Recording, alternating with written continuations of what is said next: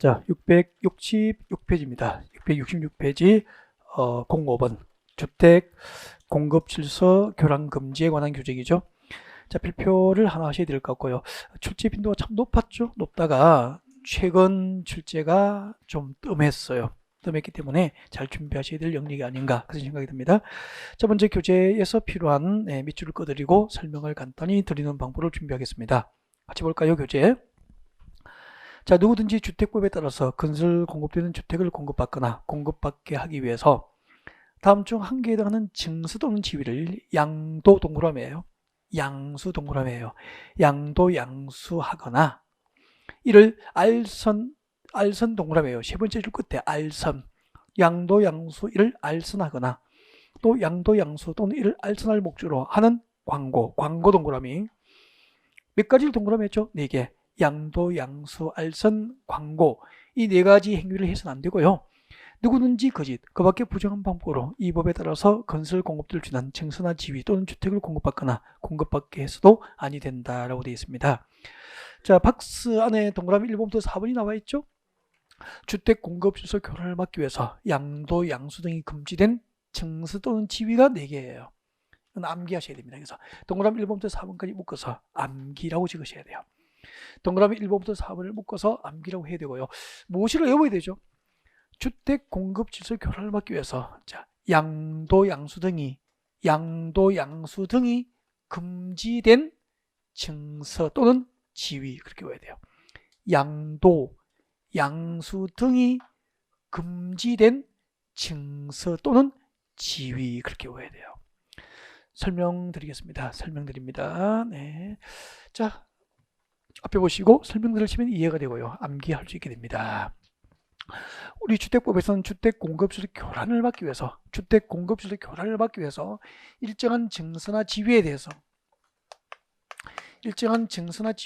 4가지 행위를 금지합니다. 무엇을 금지하고 있죠? 주택 공급질의 교란을 막기 위해서 일정한 증서나 지위를 양도할 수 없고 양수할 수 없고 양도 양수를 알선하는 행위를 할 수도 없고 또 알선할 목적으로 인터넷 신문 등에 광고하는 광고 행위가 금지되어 있는 거죠. 주택 공급 질서 교란을 막기 위해서 양도, 양수, 알선, 광고 행위 등이 금지된 증서나 지위가 무엇일까요? 이것을 외우는 게 핵심이지. 이걸 암기를 하셔야 되는 거라고. 단, 여보세요? 양도, 양수, 알선 4가지 행위가 금지되어 있다고. 금지되어 있는데 2가지는 허용이 됩니다. 상속하고 저당. 저당은 허용이 돼요. 금지된 행위가 4가지고 허용된 행위는 몇 가지죠? 2가지. 상속하고 저당은 허용돼요. 왜요? 상속은 불가피한 사정이지 뭐 투기 목적이 아니잖아요. 저당도 뭐 자금에 그죠? 자금 등 융통을 위한 게 목적이지 투기 목적으로 뭐 저당 설정하고 하지 않잖아. 그래서 상속과 저당은 허용이 돼요. 금지 행위가 아니라는 거죠. 그럼 이제 이해했으면 이걸 외워야 됩니다. 주택 공급 질서 교란을 막기 위해서 양도, 양수 등이 금지된 증서 또는 지위가 박스 안에 몇 개 있죠? 4개. 이걸 외워야 된다고 이제 진짜 외워야 되거든. 동그라미 1번부터 같이 외워요. 동그라미 1번 주택조합의 조합은 지위입니다. 주택조합의 조합은 지위예요. 잠깐만요. 여러분 우리 지역주택조합 만들 때 지역주택조합의 조합이 되려면 같은 모집지역에 6개월 이상 거주해야 되죠. 그러면 수도권 서울, 경기, 인천은 지역주택조합 설립할 때는 같은 모집지역으로 보거든요.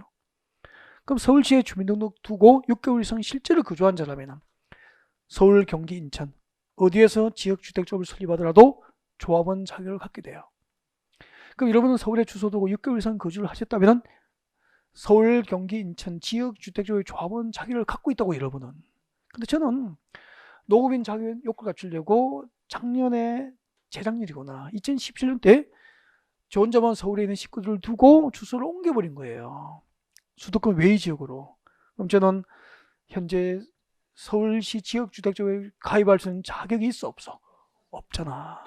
근데 이분이 이제 우리 선생님이 지역주택조합 조합원이신 거예요. 그래서 제가 아파트 분양을 싸게 좀 받을 목적으로 프리미엄을 드리고 지역주택조합을 양수를 받으면은 지역주택지구의 조합원 지위는 양도 양수가 주택법상 허용됩니까? 금지됩니까? 금지돼 있잖아. 이걸 양도 양수 할 수 있어 없어? 없다고. 그래서 프리미엄을 드리고 양수를 받으면은 양도자 양수자 모두 주택 공급 신청 지위가 무효가 돼 버려요. 처벌을 받아요, 우리는. 그리고 3년 이하의 징역에 3천만 원 이하의 벌금을 받게 되는 거죠. 전과자 되는 거야. 주택조합의 조합원 지위예요. 근데 재건축조합의 조합원 지위는 지금 주택법상 주택 공급제도 교란을 막기 위한 양도 양수가 금지된 증서나 지위에 해당돼? 안 돼? 안 되잖아. 주택조합의 조합원 지위라고. 그럼 재건축조합의 조합원 지위 하면은 틀리죠? 주택법상 주택 공급 질서 교란을 막기 위해서 주택조합의 조합원 지위는 양도 양수를 할 수 없고 양도 양수를 알선 못하고 알선할 목적으로 광고 좀 하는 행위는 금지된다 이 말입니다. 이해가 됐죠 이제? 두 번째, 주택 상환 사채죠. 아까 배웠잖아. 주택 상환 사채를 가지면 3년 내에 아파트 입주권으로 상환을 하게 되죠. 그것도 피를 붙여서 프리미엄을 붙여서 거래를 하는 경우가 있거든요. 양도 양수 할 수 있어 없어? 없어요. 그 다음에 입주자 저축 증서죠. 입주자 저축 증서 가장 쉬운 예가 주택 청약 종합 저축 증서. 예를 들면 적으십시오. 주택 청약 종합 저축 증서. 아유 길어. 주택 청약 종합 저축이에요. 저축 증서. 주택 청약 종합 저축 증서. 우리 주택 청약 저축에 가입하고 주택 청약 종합 저축 증서.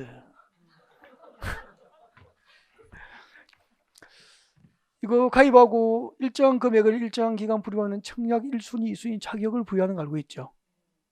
이분이 1순위 자격을 가지고 있는 저축 증서를 청약 저축에 가입하고 있는 거야. 자격이 없는 저가, 주택 청약 종합 저축에 가입하지 않는 저가 프리미엄 들이고 1순위 자격을 양도하고 양수받아서 주택 청약을 하면은 자격이 없는 자가 프리미엄 들이고 사서 청약을 하죠? 그럼 정당한 자들의 불이익을 주게 되잖아요. 청약 기회를 빼앗게 되잖아요. 허용됩니까? 금지되어 있습니까? 금지되어 있다 이 말이야. 어렵게 생각할 필요가 없잖아. 네 번째, 무허가 건물 확인서. 무허가 건물 확인서 외우셔야 되죠. 저 좀 볼까요? 여러분 재개발 사업을 할 때 조합원이 누구죠? 토지등 소유자죠. 토지등 소유자는 이 정비구역 안에 토지 소유자 맞죠? 건축물 소유자 맞죠? 지상권자 맞잖아. 그러면 재개발구역에 무허가 건물을 가지고 있으면 조합원입니까? 아닙니까? 조합원이잖아요. 무허가 건물도 일정한 요건에 해당하면 조합이 된다고.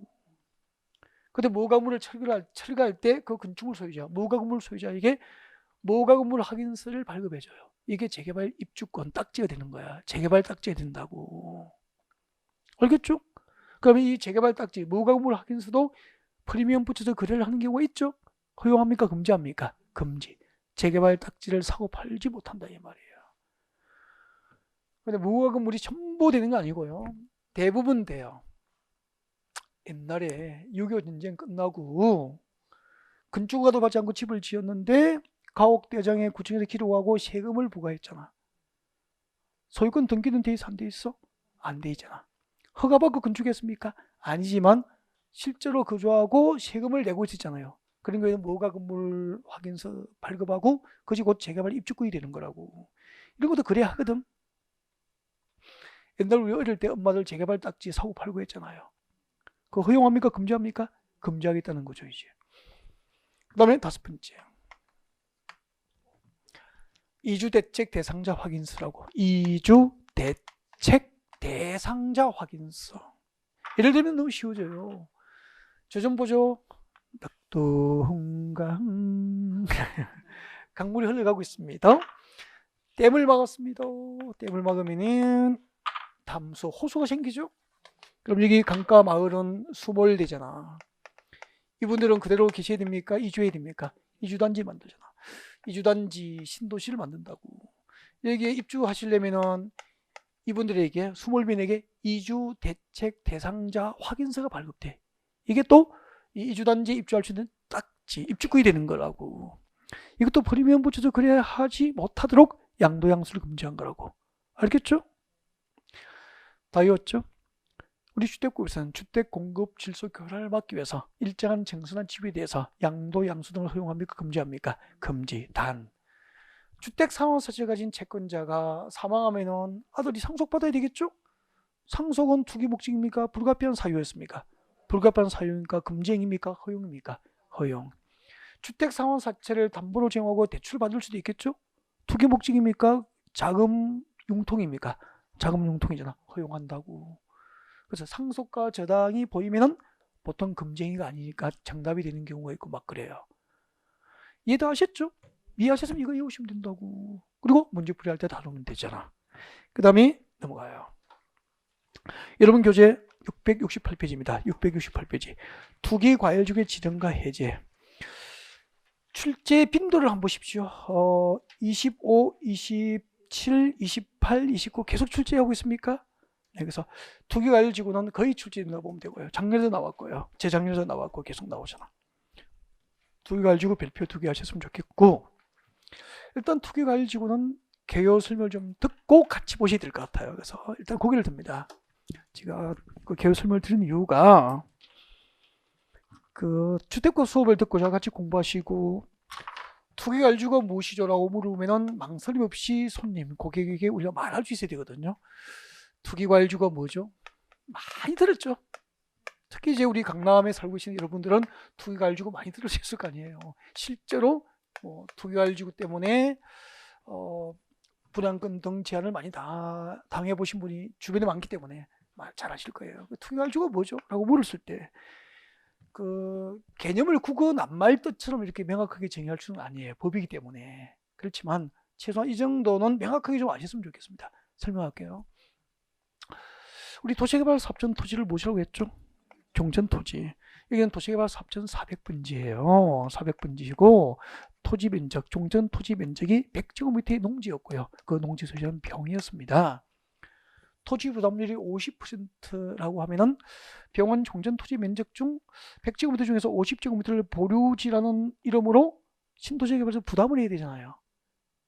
그럼 나머지 토지 부담률이 50%면 나머지 50제곱미터를 병원 환지를 받을 수 있죠. 네, 나머지 50제곱미터를 환지받는데 지목이 되어도 50제곱미터는 약 17평이니까 건축하기에 면적이 충분합니까? 너무 작습니까? 너무 작죠. 과수토지라 그래. 그때 과수토지 소유자, 과수토지 소유자는 환지 교부 대상에 제외될 수 있죠. 집지을 땅을 못 받는 거죠. 이분들이 집단행동, 환지 달라고 대모하면은 원활하게 도시개발사업을 할 수 없는 거야. 그래서 도시개발사업전 종전토지 소유자 병에게 시행자가 도시개발사업청의 처분권을 갖고 있는 건축물의 일부, 주로 아파트였죠. 아파트. 전부입니까? 일부입니까? 일부. 건축물의 일부하고 그 아파트에 있는 토지의 공유 지분이 교부된다고. 이것을 무엇이라고 배웠죠? 입체 환지. 그래서 해석하면은 도시개발사업전 종전토지 소유자에게 아파트 입주권이나 상가 입주권이 교부되는 경우가 입체 환지로 배웠다고. 그렇죠? 그러면 그때 아파트 입주권이 교부될 텐데 병에게 교부되는 입주권 분양가는 일반 분양가보다 비쌉니까? 쌉니까? 싸죠. 그러니까 일반 분양가 평당 1,000만 원이면 주변에 여기는 거의 뭐 한 60% 수준으로 공급된다고 보자. 그러면 평당 1,000만 원짜리 주변의 시세가 평당 1,000만 원 분양가인데 여기는 600만 원에 분양된다면은 그 정도 싸요. 그 정도로 싸다고. 그럼 분양가를 딱 받는 순간, 입주권을 딱 받는 순간 병원 평당 400만 원의 프리미엄이 있잖아요. 그럼 그 600만 원짜리 분양가를 600, 700, 650에 살 사람이 있어 없어? 당연히 사겠지. 650에. 700에 사시는 분도 있겠죠? 750도 50 붙여주고 살 수도 있지 뭐 750에. 800에도 사고 이렇게 계속 이렇게 팔릴 거 아니에요. 마지막에 실소유자는 주변 시세하고 비슷한 가격으로 입주를 하게 돼요. 그럼 이 지역의 아파트 값은 결국은 떨어집니까? 올라갔습니까? 올라가게 되죠. 중간에 이분들은 죄송하지만 실소유자입니까? 투기 목적입니까? 투기 목적으로 아파트 입주권, 분양권 전매행위를 하고 있잖아요. 이것을 규제하려고 이 지역에다 핵폭탄을 터뜨려 버리죠. 이것이 바로 뭐죠? 투기과열지구죠. 그래서 투기과열지구가 뭐죠? 라고 물으면은 명쾌하게 그냥 대답하시면 되죠. 이꼴 분양권이나 아파트 입주권, 주택, 투기과일지로 지정된 지역에서 건설 공급되는 주택의 입주자로 선정된 지위, 입주권과 분양권이에요. 입주권과 분양권 전매를 허용합니까? 제한합니까? 제한. 전매 제한 제도로 보시면 돼요. 그러면은 우리 수도권의 투기과일지로 딱 묶이면은 기존 주택은 전매 제한 대상입니까? 아닙니까? 아니고요. 그 투기과일지구에서 건설 공급되는 주택의 입주자로 선정된 지위, 도시개발 사업을 통해서 새로 공급되는 아파트, 분양권 입주권, 재개발 재건축을 통해서 구역 안에서 새로 공급되는 아파트, 분양권 입주권 전부 전매제한을 받게 되니까 투기과일지구 무서운 거예요. 그러니까 이렇게 투기 목적으로 전매 행위를 하는 행위를 강력하게 규제하기 위한 제도가 뭐죠? 투기과일지구라고. 그럼 시험 쳐야 되니까 누가 지정하지? 어떤 요건을 갖춘 적이 투기과일지구로 지정되지? 투기과일지구에서 전매 제한 대상이 어떻게 되지? 예외적으로 거래 사유가, 분양권 입주권 거래 사유가 정당하거나 그다음 투기 목적이 아니거나 할 경우에는 예외적으로 전매를 허용합니다. 어떤 경우 허용되는지 이런 것들이 출제가 꾸준히 되고 있는 거예요. 투기과일지구가 무엇이죠? 주택을 공급할 수 있는 지위, 입주권 내지 분양권, 전매를 허용합니까? 전매 행위를 규제합니까? 전매 행위 규제 제도라고 보시면 되는 거라고. 자, 교재 오세요. 668페이지 지정권자, 668페이지 투기과일지구 지정권자, 국토부 장관 또는 시도지사실고요. 외워야 되고, 투기과일지구 지정 대상이 나와 있어. 669페이지 오세요. 669페이지 핵심 콕콕. 투기과일지구 지정 기준 외워야 됩니다. 네, 1번부터 3번까지 지정 기준. 이것도 꼭이요. 꼭. 그리고 7월달에 이제 문제 풀이 시작하면 준비 탕 그때부터 철저하게 외워야 됩니다. 읽어드립니다. 직전 월부터 소급해서 주택 공급이 있었던 2개월 동안 해당 지역에서 공급된 주택의 지금도 칠 거예요. 주택의 월 평균 청약 경쟁률이 모두 얼마?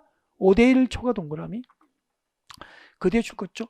국민주택 규모의 주택 월 평균 청약 경쟁률이 모두 얼마? 10대1 초과. 이거 낯설지 않죠? 아까 분양가 상한제 적용 지역 지정 기준에서도 그죠? 네, 월평균 청약 경쟁률 모두 5대1을 초과했거나 국민주택 규모 주택은 얼마? 모두 10대1을 초과하면 분양가 상한제 적용 지역 지정이 가능했잖아요. 똑같다니까. 다음 내려오시고 2번. 작년에 이거 시험 나왔던 거예요. 2번에 봅니다. 다음 중 한 개에 해당하여 주택 공급이 위축될 우려가 있는 거. 공급이 위축되니까 공급 증가입니까? 공급 감소입니까? 공급 감소. 예를 들면은 분양 계획이 30% 이상 감소. 직전 월과 비교해서 분양 계획이 30% 이상 감소되면 주택 공급 물량이 상당히 줄어들죠. 그러면 앞으로 아파트 건설이 공급이 없을 것으로 예상, 공급이 상당히 줄어드니까 입주권 가격이 분양권 가격이 오를 것을 기대하고 막 사겠죠. 그래서 그걸 규제하려고 투기과일지구 지정하는 거잖아요. 분양 계획이 30% 이상 감소 이어야 되죠. 주택 건설 사업계획 승인 줄고요. 그리고 건축법상 건축허가 실적이 직전 연도보다 사업계획 승인하고 건축허가 건수가 급격히 줄어든 거야. 그럼 공급이 늘어난 겁니까? 공급이 감소합니까? 감소하잖아. 아파트 공급이 감소되면은 수요 초과가 있고, 그죠? 입주권 부담권 가격은 올라가잖아요. 전매가 이루어지겠죠? 지정하는 거지. 그 다음에 3번. 3번이 작년에 정답을 결정한 문제구나. 시도별 주택 보급률 동그라미. 주택 보급률이 전국 평균 이상입니까? 이하입니까? 이하. 이상하면 틀려버린다니까. 작년에 그런 식으로 나왔다고. 주택 보급률이 전국 평균 이하라니까. 그럼 주택 보급률이 전국 평균 이하니까 잠재 수요가 많죠? 맞잖아요. 보급률이 주택 전국 평균 이하니까. 그럼 잠재 수요가 커지니까 공급을 초과하면은 분양권 입주권 가격이 올라가겠죠? 그래서 투기과일지구를 지정하는 거죠. 자가주택 비율 동그라미. 자가주택 비율도 전국 평균 이상입니까? 이하입니까? 이하. 내 집을 가진 자가 전국 평균 이하니까 그 지역은 앞으로 내 집 마련이 필요한 사람이 많다는 거잖아. 그래서 입주권 주고도 내 집 마련을 하려고 하는 경우가 있잖아요. 전매기가 많이 이루어지겠죠. 그리고 해당 지역의 주택 공급 물량이 입주자 저축 가입자 중에서 주택 청약 1순위자에 비해서 현재의 공급 물량이 적으면은 그죠? 또 수요가 커지죠. 공급보다 그죠? 초과 수요가 예상되잖아. 그러면 또 정매가 많이 이루어지겠죠. 이런 지역을 대상으로 투기가지고 지정하게 됩니다. 지정절차 재검토 밑에 지정절차 재검토는 제가 설명할 내용은 아닌 거 읽으면 돼요. 그래서 R 리딩 읽어보시고 넘어갑니다. 670페이지입니다. 670페이지 2번에 옵니다. 2번 조정 대상지의 지정과 해제 나와 있습니까? 별표하시죠. 재작년에 도입되고 작년 시험에서 간단하게 반영이 됐습니다. 뭐 어렵게도 안 나오고요. 누가 지정하는지 뭐 정도였죠. 조정 대상지의 지정과 해제 별표 하나 하실까요? 조정 대상지의 지정과 해제 잠깐만요. 저 좀 보시죠. 그러면은 여러분 투기과열지구하고 청약 조정 대상 지역하고 공통점과 차이점이 있겠죠.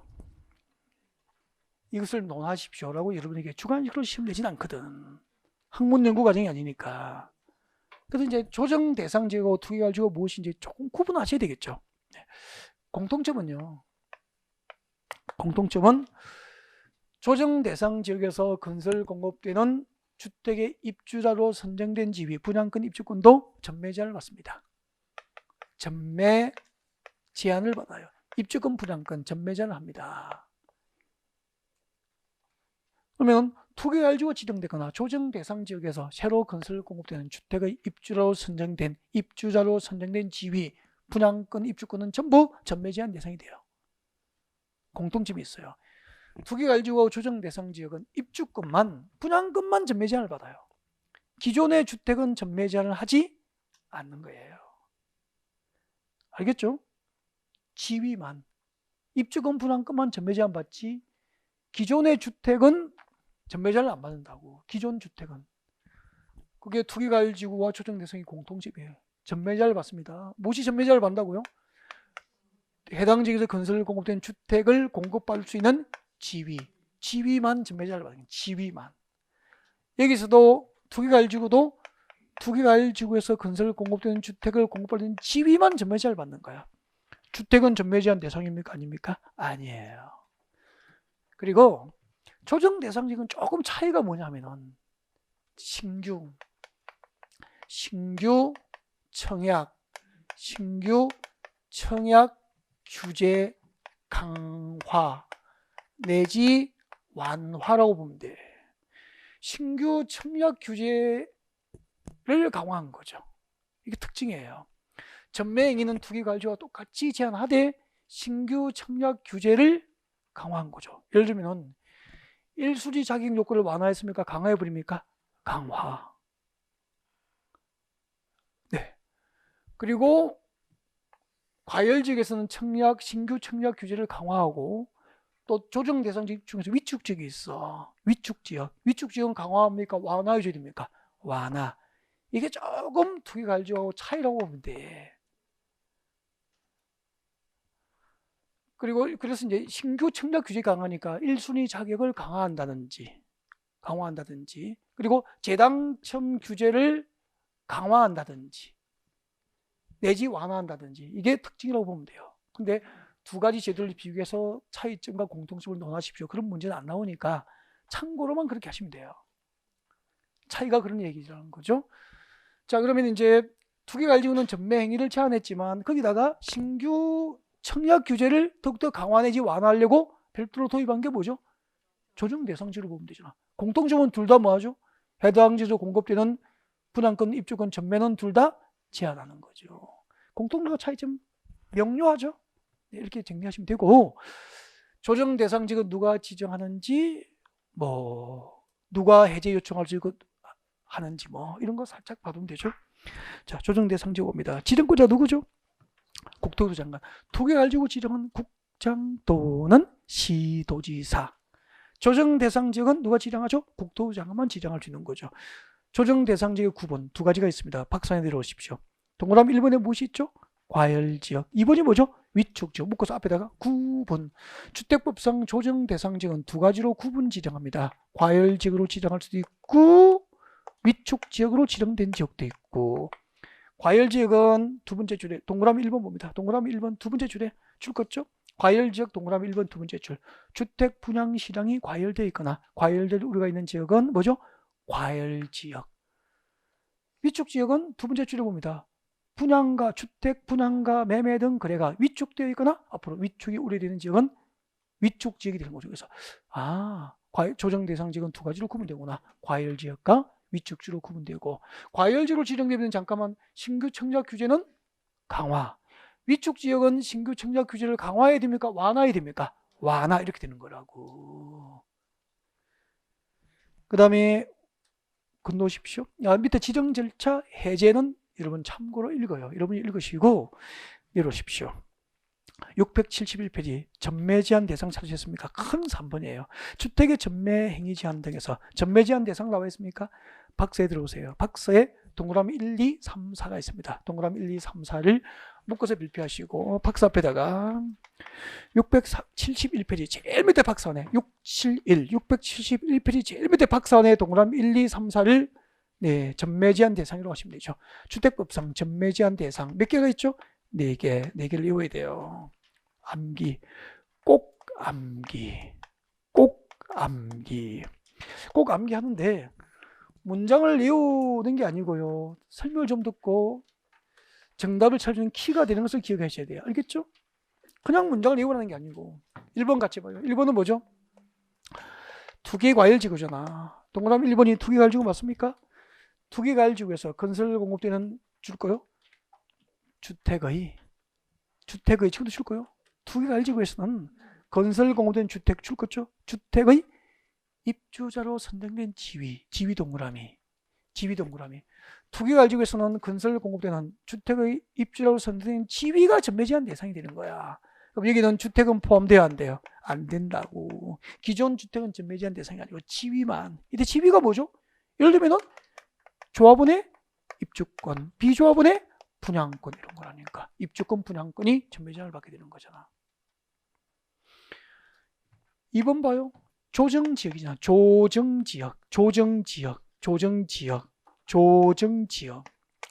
조정지역에서도 역시 마찬가지입니다. 건설 공급되는 다음 줄 거요. 주택의 입주자로 선정된 지위에 주택은 포함돼요? 안 돼요? 안 돼요. 그래서 공통점이 있다니까. 투기과열지구와 조정지역에서는 기존 주택은 전매 제한 대상입니까? 아닙니까? 아니라고. 작년에 이게 또 정답으로 반영됐었죠. 그러니까 이런 해석이잖아. 이때 지위를 어디까지 볼 건지, 주택이 들어간지 안 들어간지. 근데 문장을 외우다가 답 찾는 거 아니잖아. 독학보다는 설명을 듣는 게 훨씬 정답률이 높아지는 거라고. 그 다음에 세 번째는 672페이지 오세요. 672페이지. 분양가 상한제 적용 주택이잖아. 분양가 상한제 적용 주택 동그라미. 분양가 상한제 적용 주택 동그라미 하셨습니까? 주택 및 그 다음 줄 거죠. 입주자. 분양가 상한제 적용 주택에 다음 줄 거요. 입주자로 선정된 지위 동그라미. 그러면 분양가 상한제 적용 지역에서는 분양가 상한제 적용을 받는 주택은 물론이고 뭐죠? 지위. 두 가지가 전매 제한을 받게 되잖아. 주택 및 지위잖아.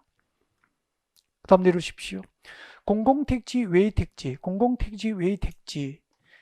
건설 공급되는 뭐죠? 주택 동그라미. 주택 또는 그 주택의 입주라고 선정된 지위 동그라미. 그래서 투기과열지구와 조정지역은 지위만 전매 제한을 받고 분양가 상한제 적용 지역과 공공택지 외의 택지에서 건설 공급되는 공동주택은 주택과 그 주택의 입주라고 선정된 지위가 모두 전매 제한을 받게 되는 거라고. 그럼 주택법상 전매 제한 대상은 모두 몇 개죠? 4개, 4가지. 투기과열지구로 지정된 동네, 조정 대상으로 지정된 동네, 분양가 상한제 적용 지역으로 지정된 지역에서 주택과 입주권, 그리고 공공택지 외의 택지에서 건설 공급된 주택과 그 입주권은 전매 제한 대상이 된다고. 주택법에서 넘겨요. 근데 674페이지 와요.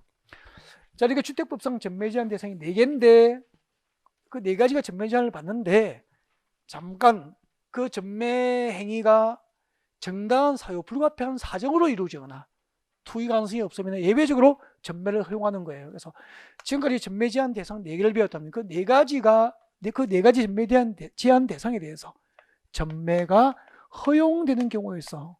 여기서 제일 출제가 많이 된 것 같아. 674페이지. 전매 제한에 예외 나와 있습니까? 동그라미 1번. 전매가 허용되는 경우. 박스 안에 몇 개 들어있죠? 7개. 기억부터 시효까지.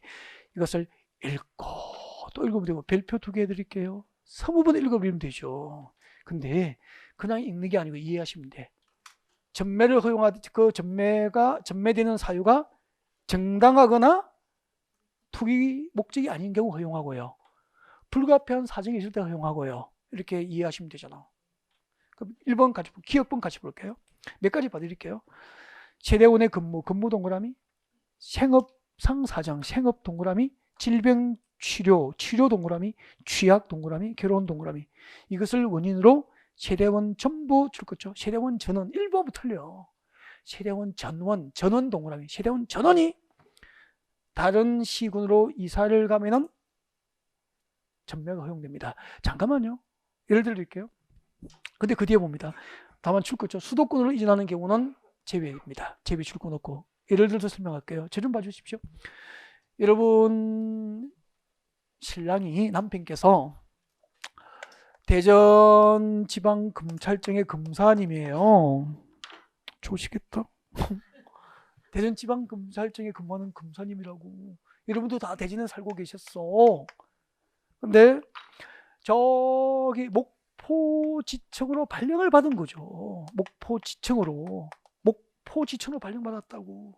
그러면은 지대원 전원이 식구 전부가 목포로 이사 갈 거예요. 조식에다 바다도 보고, 그죠? 그러면 대전에 아파트 가지고 있는 입주권 필요합니까? 필요 없습니까? 팔고 가야 되겠죠? 지금 왜 갔죠? 근무. 투기 목적입니까? 근무입니까? 근무상 사정으로 시대원 전부가 목포로 이사가게 됐잖아. 그때는 대전에 아파트 필요 없으니까 입주권 팔고 가라는 이야기야. 근데 참 좋으시겠다. 목포 지주를 발령받으니까. 근데 대전 검찰청 검사였는데 이번에는 재수없이 서울중앙지검으로 발령받은 거야. 서울중앙지검으로 발령받았다고.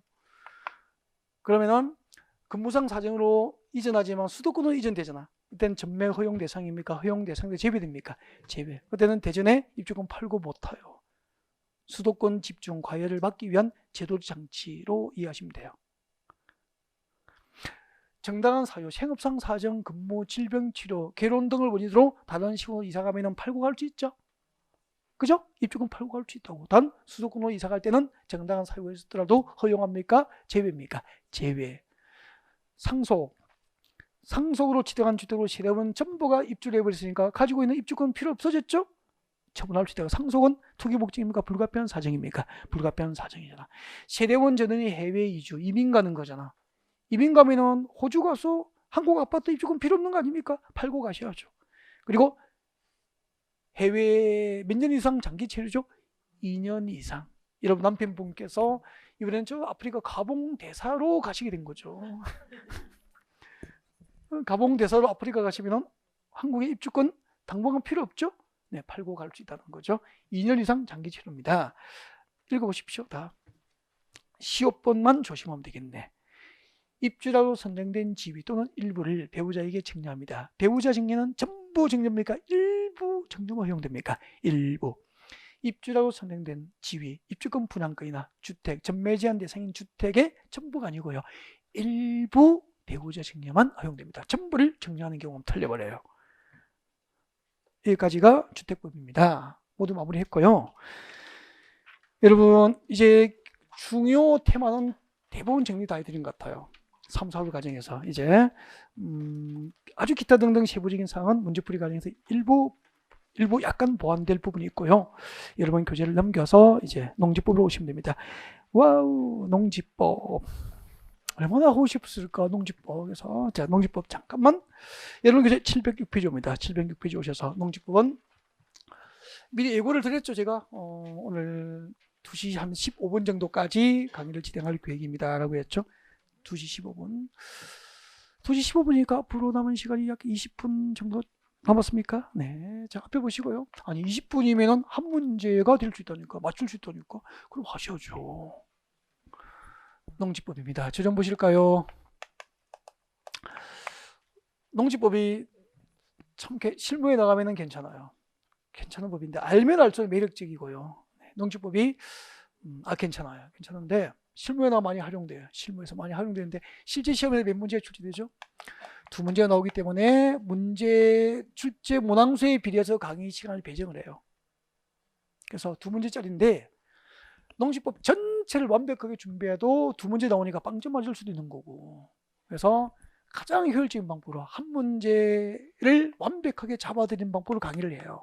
한 문제 정도를 실력으로 잡고 나머지 한 문제는 걸리면 좋고 안 걸리면은 운명이고 뭐 그렇죠. 자, 시작하겠습니다. 농지법. 근데 농지법은 3가지 파트가 있습니다. 용어 정의에서 보통 한 문제를 내주면은 정말 재수. 그 해는 좋은 해죠. 참 운수 좋은 해가 되고요. 근데 용어 정의에서 한 문제가 자주 나와요. 그래서 여기에서 걸려들면은 2문제를 모두 맞출 수 있는 해라고 보면 돼요. 근데 주택의 소유 파트 있잖아. 소유 파트는 쉽고 한 문제 내지 2문제가 나와요. 그래서 오늘 강의는 용어 정의하고 소유 파트에서 여기서 포커스를 맞춥니다. 포커스를 맞춰서 한 문제를 완벽하게 잡아들이는 방법으로 강의를 진행하고 마무리를 해요. 그 다음에 이제 농지의 효율적 이용이라든지 농지 보존에 관련된 사항은 나중에, 그래서 이제 문제풀이하는 과정입니다. 7, 8일 과정에서 문제를 풀기 전에 테마별로 잠깐 소개를 하고 문제를 풀어가는 방법으로 한 3가지 정도를 테마를 선택해요. 여기서 한 문제 나올 확률도 높죠. 여기서 한 문제 나오면은 여기서 완벽하게 한 문제, 운 좋게 또 한 문제, 그렇게 해서 2문제를 모두 맞출 수도 있고요. 아니면 농지법 전체를 할 수는 없는 거죠. 2문제의 사냥을 위해서. 그러면은 효율적인 방법이 아니에요. 그래서 농지법보다는 국토교육을 한 번 더 봐야 되기 때문에 시간 안배가 이렇게 돼요. 자, 그러면은 제가 지금부터 용어 정의하고 소유 파트 이 둘을 통해서 한 문제를 잡을 수 있는 범위만큼 지금부터 강의를 드릴 거예요. 보시죠. 707페이지 농지법상 용어 정의 대체로 자주 나오고 있잖아요. 여기서 나오면 재수예요. 용어 정의에서 나오는 주제가 딱 2개가 있습니다. 농지 동그라미예요. 농지법상 농지가 무엇일까요? 줄 것이십시오. 다음 중 한 개에 해당하면, 밑에 동그라미 1번, 2번 있죠? 동그라미 1번, 2번 중 한 개에 해당하면 농지법상 농지라고 하는 거죠. 그럼 동그라미 1번 봅니다. 줄 것죠? 자, 농지법상 농지를 하면 전답, 과수원, 그 밖에 법적 지목을 불문합니다. 그럼 시험에서 농지법상 농지는 지목이 전답, 과수원이 반드시 지목이 전답, 과수원이 한다. 옮겼습니까? X가 되는 거야. 지목이 전답, 과수원일 것을 불문합니다. 안 따지고요. 줄 것죠? 실제로 농작물 경작지나 그 밑에 줄 다년성 식물 재배지로 이용되는 박산의 모든 토지가 농지가 되는 거야. 박산은 쳐다보는 거 아니에요. 쳐다보는 건 괜찮아요. 암기하면 안 돼요. 그리고 동그라미 2번에 박산에 있는 것도 농지가 되는 거죠. 쳐다는 보시되 동그라미 1번, 2번 박산의 내용을 외우시면 안 돼요. 알겠죠? 네. 아니었으면 좋겠습니다. 그럼 여기까지는 한 줄이죠? 농지법상 농지는 지목이 전답, 과수원이 아니어도 실제로 경작지로 이용되거나 다년성 식물 재배 등으로 이용되고 있으면 농지법상 농지라고 하는 게 원칙인데, 그럼 농지법상 농지에 해당하는 것이 너무 많아서 못 외우니까 농지가 아닌 걸 외우면 되죠. 그래서 농지법상 농지에서 재배되는 게 있습니다. 농지가 아닌 것, 책자를 넘기면 준비되어 있습니다. 농지법상 농지에서 재배되는 것, 핵심 콕콕에 보면 정리가 되어 있습니다. 농지법상 농지에서 재배되는 것, 오른쪽에 핵심 콕콕 오른쪽에 농지법상 농지가 아닌 것 몇 개 정리되어 있습니까? 3개. 이것을 발표하시고 꼭 암기하십시오. 농지법상 농지의 종류를 외우는 게 아니고 농지에 해당하지 않는 것을 외워서 답을 찾으면 되잖아. 첫 번째 박선이 봅니다. 지목이 전답, 과수원이 아니면서 경작기간이 몇 년 미만? 3년 미만이면 농지입니까? 제외입니까? 제외. 지목이 전답, 과수원이 아니면서 경작기간이 3년 미만이면 농지도 제외돼요. 그리고 임야를 산지 전용 허가 없이 줄 것으면 좋겠습니다. 임야 동그라미, 임야를 산지 전용 허가 없이 이용하고 있으면 농지입니까? 제외입니까? 제외. 잠깐만요. 임야는 바다입니까? 산입니까? 산이잖아. 산에 나무가 있습니다. 그대로 농사 지을 수 없어. 없으니 여기다 불을 태워버리는 거죠. 그리고 여기다가 콩을 심고 밭을 심으면 이렇게 농업을 하면 화전민이라 그러죠. 화전민. 경작지를 불태워서 경작하는 화전민이잖아요. 이 하준민이 이용하는 토지는 산지관리법상 산지조정허가 받았어, 안 받았어? 안 받았잖아. 그죠? 이렇게 임야를 산지조정허가 없이 이용하고 있으면 이것은 농지법상 농지가 아니라는 거예요. 그래서 지목이 전답 가순이 아니면서 경작기간이 3년 미만이거나 임야를 산지조정허가 없이 이용하고 있거나 그 밑에 봅니다. 초지법상 조성된 초지법상 조성된 초지는 농지입니까 제외입니까? 제외. 그렇게 하시면 돼요. 다음 내려봐요. 농업인 별표하시고. 너무 중요하죠. 농업인은 별표 2개 했으면 좋겠습니다. 용어 정의에서 단걸로 출제에 반영이 되고요. 이 농업인의 요건은 나중에 실무에 나오면 많이 쓰입니다. 네, 그래서 꼭 외웠으면 좋겠습니다. 동그라미 1번 같이 보죠. 1000제곱미터 이상의 농지를 빚을 거요. 1000제곱미터 이상의 농지를 빚을 것이고 밑에 살짝 적으십시오. 경작 면적이라고. 경작 면적. 여러분 경작 면적이 1000제곱미터 이상이면 농지법상 농업이 될 수 있습니다. 알겠죠? 농지법상 농업이 되기 위해서는 경작 면적이 얼마 이상이 돼야 되죠? 1000제곱미터 이상. 1000제곱미터 이상. 경작 면적 1000제곱미터 이상은 농지법상 농업이 될 수 있고요. 그 줄 끝에 줄 거요. 1년 중 며칠 120일 이상 농업에 종사하는 자. 1년 중 120일 이상 농업에 종사하는 자는 90일. 아니 90일이에요. 120이라고 했죠? 죄송해요. 우리 농업은 120일입니다. 90일입니다. 90일. 자꾸 120일이라고 그러네. 1년 중 90일 이상 농업에 종사하면 농지법상 농업이 될 수 있게 됩니다. 알겠죠? 제가요. 농지법상 농업인이 됐다 그랬죠? 진짜로 됐어요, 제가. 그래서 주소 옮겨놓고 주말마다 내려가서 이장님, 반장님 뵈면 인사하고 이장님이 저기 보이면 뛰어가서 인사했어요. 얼굴도 찍으려고. 요즘에는 농업에 90일 이상 1년 중 종사해야 되니까 주말마다 공휴일마다 가야 되거든요. 그래야 90일 이상을 채울 수 있기 때문에 그걸 입증을 해야 되니까 농업경영체 등록할 때 전화를 해요. 이장님하고 반장님에게 전화 드리는 거예요. 그래서 실제로 본 적이 있냐고, 와서 농사 짓냐고. 그래서 이장이 눈도장 받아야 되니까 농업경영체 등록하기 전까지는 저는 주말마다 가면은 이장님이 저기 보면 뛰어가서 인사하고 저 왔다고 막 보라고 이렇게 하고 그렇게 해서 통장에게 바꿔서 몇 통 사드렸다고 등록했잖아요. 그분 늘 주말마다 와서 농사 지낸다고. 그래서 농업인 요구를 갖추게 됐죠. 쉽지 않아서 한 3년 걸렸다니까 작전을.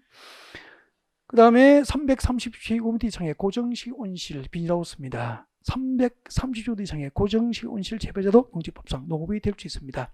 3번은 전부 다 읽어둬야 되죠. 대가축 뭐죠? 소, 말, 몇 두? 2두 이상. 중가축, 돼지, 염소 등은 10두 이상. 소가축, 토끼 이런 것은 100두 이상. 가금류, 닭이나 오리예요. 가금류는 1천수 이상이 돼야 돼요. 그리고 꿀벌이 정답 결정했었죠. 재작년에. 꿀벌은 10군, 10군, 10군 이상이 돼요. 네. 벌통은 몇 개 이상 가지고 있어야 되죠? 10통 이상. 10군 이상을 사용하고 있으면 농지법상 농업이 될 수 있고요. 줄 껐죠? 1년 중 120일 이상 축사업에 종사하면 농업이 될 수 있다. 그러니까 농업은 90일 이상 종사해야 되고 연간. 그죠? 1년 중. 축사업은 며칠? 120일 축사업에 종사해야 됩니다. 그리고 4번. 농산물 연간 판매액이 얼마?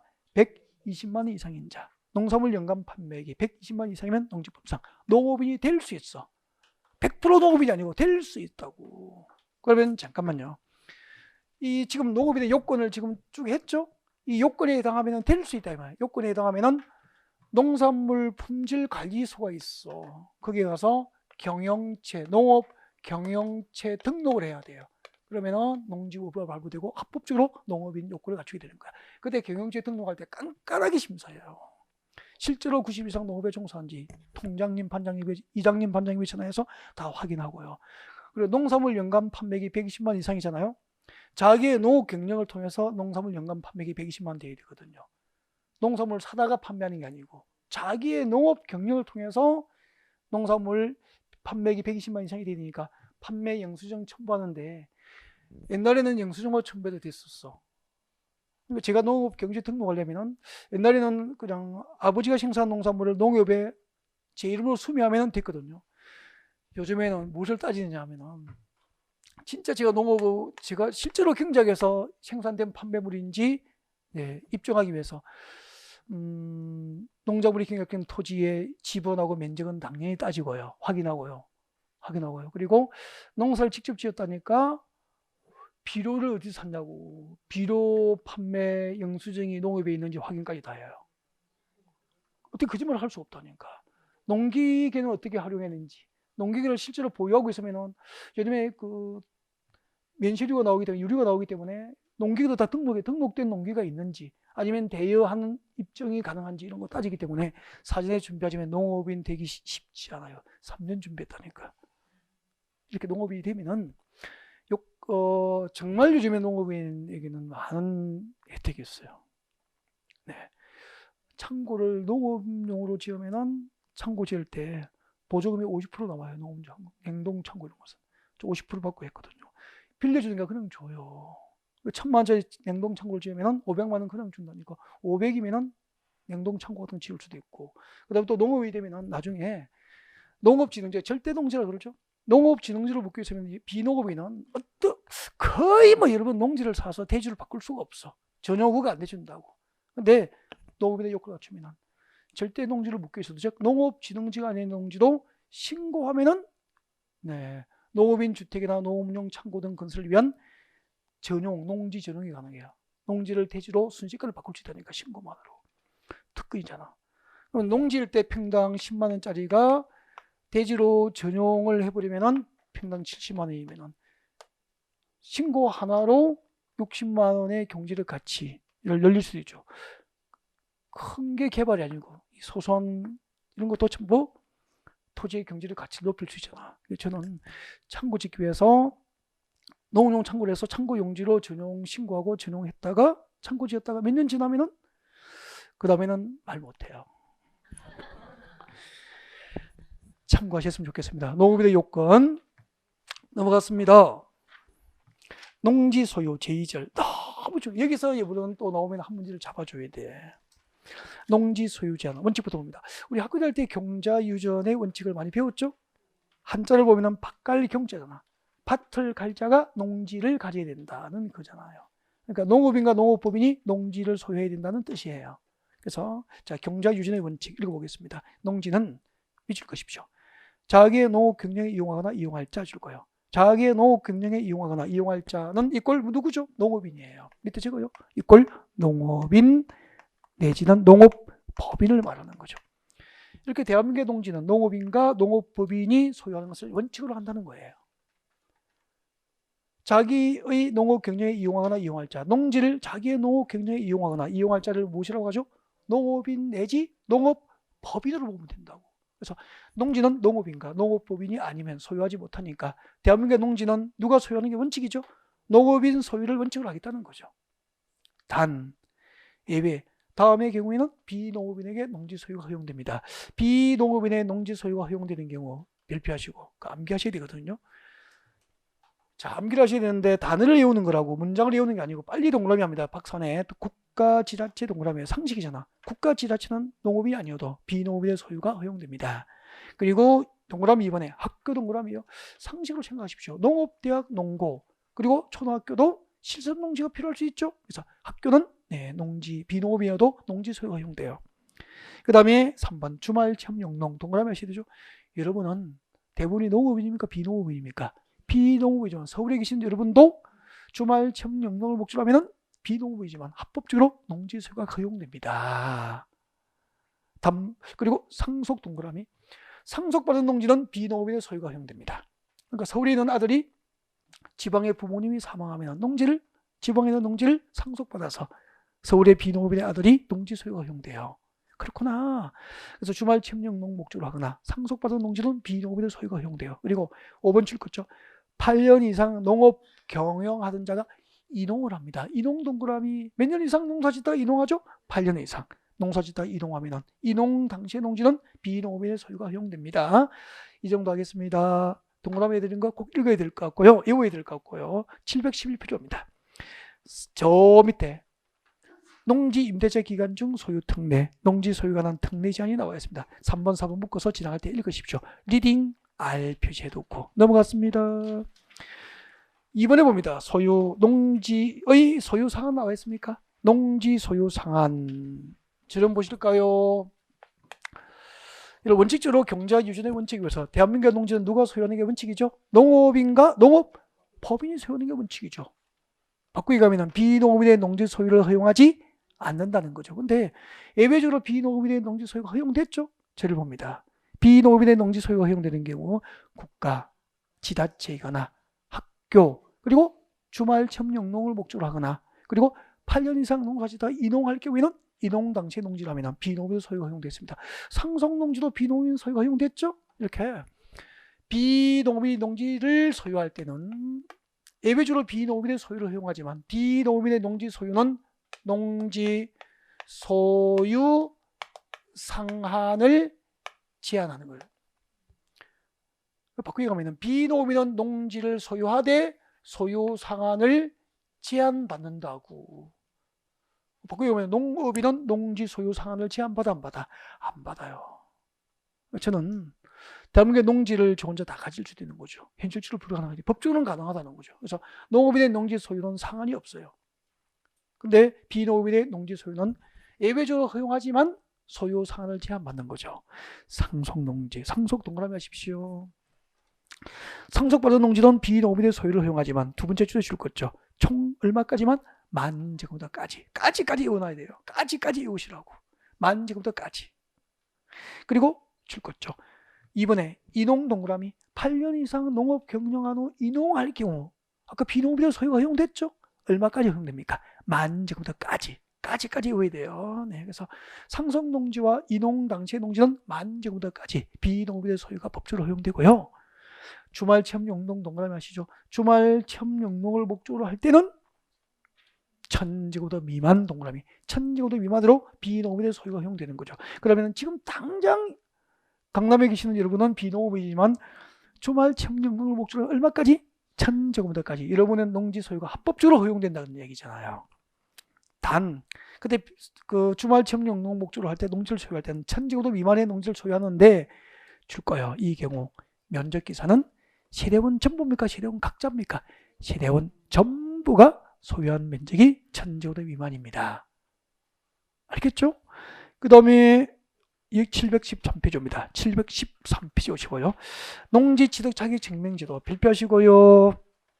713페이지 713페이지 중간에 보면 02번 농지 취득 자격 증명제도 발표하시고요. 저 잠깐만 보실래요? 이제 다 돼갑니다. 이거하고 간단하게 하나만 하면 마무리돼요. 농지 취득 자격 증명제잖아. 농지 취득 자격 증명제도가 이런 제도입니다. 여기요.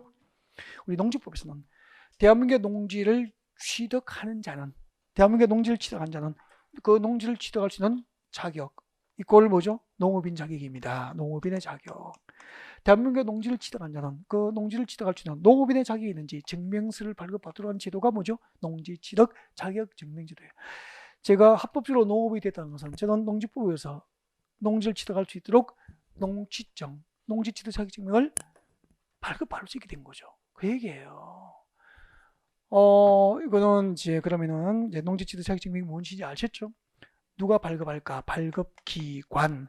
어떻게 발급 신청할까? 그리고 누구는 발급받지 않고도 농지를 살 수 있을까? 그리고 농지 취득 자격 증명 발급 면제, 발급 처리 기간 이런 것들 이제 공부하면 되죠. 네, 같이 보죠. 자, 농지 취득 자격 증명 발급 기관 누가 발급하느냐 하면 동그라미 하십시오. 시장, 구청장 밑에 업장, 면장 시장, 구청장, 업장, 면장이 농지 취득 자격 증명 발급 기관입니다. 군수 포함돼요? 안 돼요? 안 되죠. 시장, 군수구청이 아니고 시장, 구청장, 업, 면장. 그러니까 군직은 관할 읍면장이 발급하지 군수가 발급자가 아니에요. 그래서 아니야. 누구가 아니죠? 군수. 군수는 발급 기관이 아니에요. 발급 면제. 읽어두셔야 됩니다. 발급 면제. 국가 동그라미, 지방자치단체 동그라미, 상속 동그라미 그 정도 해두면 되죠. 국가 지자체 그리고 조심해야 됩니다.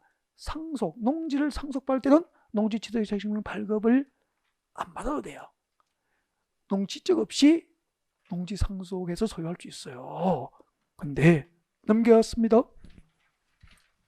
농지 취득 자격증명 발급 절차 너무 중요한데요. 발표하시고 발급 절차. 원칙은 경영계획서 작성하고 발급 신청해야 돼. 줄 거예요. 원칙은 경영계획서를 작성하고 발급 신청하는 게 원칙이라고. 농지 취득 자격증명 발급 신청할 때는 내가 농지를 취득해서 이렇게 농사를 짓고 경영하겠다고 농업 경영계획서를 첨부해야 됩니다. 농업 인력은 어떻게 동원하고 농기계는 어떻게 활용하고 무슨 작목을 심어서 얼마만큼 생산을 하겠다 이런 경영계획서를 제출해야 농지증 줍니다. 근데 예외 내려와요. 별표 2개예요. 줄 거죠. 다음에 따라서 농지를 취득하는 자는 다음이 기업부터 비업까지 6개 있죠. 박스 안에 그죠? 기업부터 비업 중 1개에 해당하여 농지를 취득하는 자는 줄 거죠. 계속 줄 거예요. 농업 경영계획서 작성하지 않고 농업 경영계획서 작성하지 않고 발급 신청이 가능해요. 발급 면제입니까? 경영계획서 작성이 면제입니까? 발급 신청할 때 경영계획서 작성이 면제받지 발급 면제가 아니다 이 말이에요.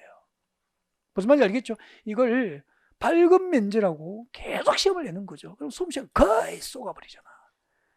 농지 취득 자격증 발급 면제입니까? 발급 신청할 때 경영계획서 작성을 면제받습니까? 경영계획서 작성을 하지 않고 발급 신청할 수 있는 경우라고. 정말 많이 당하거든요. 기억번호 봅니다. 학교 동그라미. 박사에 들어오세요. 기억번호 학교 동그라미. 니은번호 주말 동그라미. 그럼 학교가 농지를 사거나 주말 체험 영농을 목적으로 농지를 사더라도 농지증은 받아야 돼요. 단 발급 신청할 때 경영계획서 제출 안 해도 발급해 줍니다. 그럼 시험 이렇게 되잖아. 농업고등학교가 농지를 취득할 때는 농지 취득 자격증명 발급을 요하지 아니한다. 믿겠습니까? X. 발급 받아야 돼요. 농업고등학교도. 그죠? 발급 신청할 때 뭘 면제받죠? 경영계획서 제출을 면제받을 뿐이라는 거지. 그 다음에 비농업인이 주말 체험영농을 목적으로 농지를 사더라도 농지증은 받아야 됩니다. 발급 신청할 때 뭘 면제받죠? 경영계획서 작성을 면제받을 뿐이라고. 무슨 말인지 알겠죠? 그 다음에 D급번에 농지 전용 허가. 전용 동그라미. 1번에 줄 거죠. 개발사업지구 안에 있는 농지로서 줄 거예요. 개발사업지구 안에 있는 농지로서 줄 거예요. 개발사업지구 안에 있는 농지로서 1500소 미만의 농지. 개발사업지구 할 때 개발 동그라미. 미연번에 오십시오. 줄 것입시오. 최상단부터 최하단부까지 평균 경사율 몇 퍼센트? 15% 이상의 농지. 평균 경사율 할 때 경사 동그라미. 그리고 비업번에 두 번째 줄 것입니다. 공공토지 비축위원회가 비축이 필요하다고 인정한 토지. 비축 동그라미 하시고 저를 보십시오. 그 위에 적으세요. 715페이지 제일 위에 적으세요. 암기하는 방법이에요. 농지 취득 자격증명 발급 면제입니까? 경영계획서 면제입니까? 발급 신청할 때 경영계획서 필요 없죠? 경영계획서 면제 적어요. 경영계획서 제출 X. 발급 신청할 때 경영계획서 제출을 하지 않을 수 있는 거죠.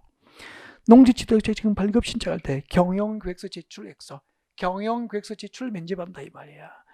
어떻게 오냐면은 이렇게 오십시오. 적으십시오. 주말 학교 전용 개발. 주말 학교 전용 개발 경사 비축. 주말 학교 전용 개발 경사 비축. 주말 학교 전용 개발 경사 비축. 주말 학교 전용 개발. 주말 학교 전용 개발 경사 비축에 해당하면은 농지 취득 자격증명 발급을 받아야 됩니다. 단 발급 신청할 때 경영계획서를 제출해요, 안 해요? 안 해요. 주말 학교 전용 개발 경사 비축. 연습 조금 하시면 되고 연습 이렇게 하시면 되죠. 주말 체험 영농을 목적으로 농지를 사거나 학교가 농지를 사거나 전용 허가받고 농지를 사거나 개발 사업주가 내 1,500조 미만의 농지를 사거나 평균 경사율이 15% 이상의 농지를 취득하거나 그리고 비축 토지를 취득할 때는 농지 취득 자격증명 발급 신청할 때 경영계획서 제출을 하지 아니한다. 이걸 자꾸 발급 면제로 오시면 된다니까. 보통요 이 정도 외우면 돼. 그러니까 보십시오. 주말하고 학교 정도 외우면 충분한데 혹시 해서 다 가르쳐 드린 거고 또 이걸 비축이 뭐죠 이렇게 묻고 하지 말라니까. 연구하지 말까 좀 알겠죠? 답 찾는 게 목적이면 자꾸 이런 거 막 따지고 하면 오래 걸립니다. 시간이. 이상한 방향으로 가게 되거든. 그래서 간단 명료하게 쉽게 정리했으면 좋겠습니다. 알겠죠? 혼자 연구하지 말 것. 평균 경사율 15% 이상 이런 거 따지면 안 돼. 그냥 그대로 받아들이시면 좋겠어요. 그 정도 가치가 있는 건 아니니까. 아셨죠? 보통 여기서 판결은 나요. 학교가 실습 농지를 지정할 때는 농지지도의 책임은 발급받지 아니한다. 옳겠습니까? X. 발급받아야 되죠? 발급 신청할 때 경영계에서 작성을 면제받을 뿐이라는 거죠. 하나 남았어요. 116페이지 제일 위에. 이거 마지막입니다. 716페이지 제일 위에. 농지 위탁 경영 나왔습니까? 작년에 이게 정답 결정했다고요. 여기까지가 한 문제가 보장되는 범위라고 보시면 돼. 농지 위탁 경영 읽어드립니다. 농지 소유자는 다음 중 한 개에 해당하는 경우 그 외에는 소유 농지를 위탁 경영할 수 없으니까 원칙적으로 농지법상 농지, 소유 농지는 위탁 경영할 수 있어 없어? 없어요. 단 박산의 1번부터 6번에 해당하면 예외적으로 소유 농지를 위탁 경영을 허용하는 거죠. 위탁 경영을 허용할 수 있는 사유가 몇 개 있습니까? 6개. 작년에 여기서 통째로 한 문제였다고. 그냥 드리는 거죠, 한 문제를. 2번 하시면 되죠. 3개월 이상 국내입니까? 국외입니까? 국외 여행 중인 경우에는 소유농지를 합법적으로 위탁 경영을 허용합니다. 3개월 이상 국외 여행 이거야 되고요.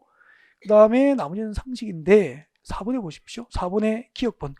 부상으로 작년에 이게 정답 결정해서 부상으로 몇 개월 이상? 3개월 이상 치료가 필요하면 합법적으로 그 소유농지 위탁 경영을 허용합니다. 교도소 계시면은 출퇴근할 수 없잖아. 농사 어떻게 지어? 위탁 경영해야지. 군대 가시고 하면은. 그죠? 6번이 중요해요. 농업인이 자기의 노동력 부족으로 위탁할 때는 농작업 전부를 위탁합니까? 일부 위탁만 허용됩니까? 일부. 거기 전부 쓰면 틀려. 농업인이 농작업, 자기의 노동력 부족으로 농지를 위탁할 때는 농작업의 일부 위탁만 허용됩니다. 농업인이 자기의 노동력이 부족한 경우에는 농작업 전부를 위탁 경영할 수 있다. 옮겼습니까? X. 그런 것이 안 당하면 돼요. 여기 가지고 여러분들 보면 3, 4월 과정은 범위가 상당히 넓었죠. 그래서 너무 고생하셨고요. 또 감사하고 늘 그렇습니다. 고생 많으셨고 남은 휴일 편안하게 쉬시고 다음 주 월요일 날 더 반갑게 5, 6월 과정에서 뵙도록 준비하겠습니다. 수고하셨습니다.